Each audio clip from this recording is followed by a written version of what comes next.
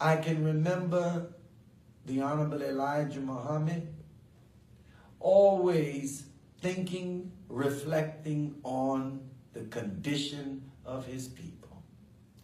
I can remember vividly the last days that he was among us, because I was there as a young boy during the time of his illness, during the time that we were in Mexico, and the time that he was in the hospital here in Chicago before he was pronounced dead.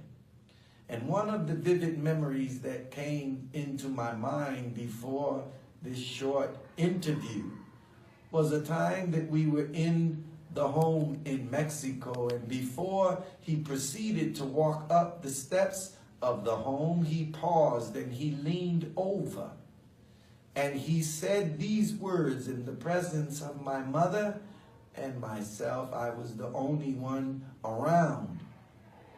And he said, "They are trying to kill me in Chicago."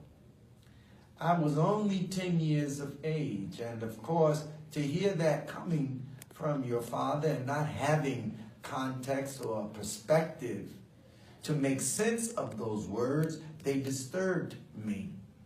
And he did not give any explanation, so I had to kind of figure it out for myself in my own mind and put it within the context of knowing that he is the messenger of Allah, and that we were taught that the greatest aim of this world was to kill the messenger of God. But what disturbed me was that he said Chicago. What disturbed me is that thinking that there were forces and people within the nation, within the family, that were perhaps colluding or in conspiracy to kill the messenger. That's one of the vivid memories that I have.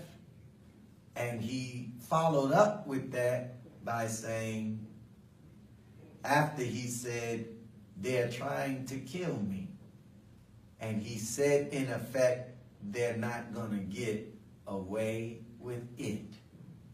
That's when I was introduced to the very serious and real plot that was being planned against him.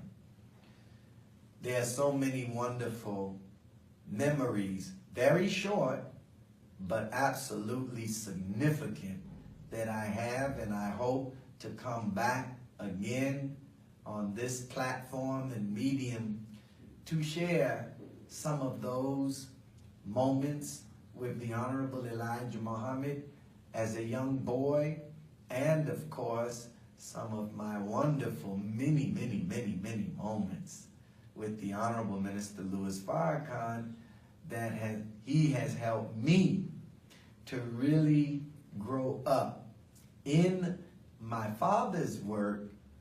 And when I thought that I did not have the pleasure and the joy to experience my father or to watch him in his mission and work, I realized in these 40 years that I have been learning from my father and watching my father in his work and mission through the Honorable Minister Louis Farrakhan. So I am grateful, I am thankful, I am humbled to be a son, servant of the Honorable Elijah Muhammad to his people.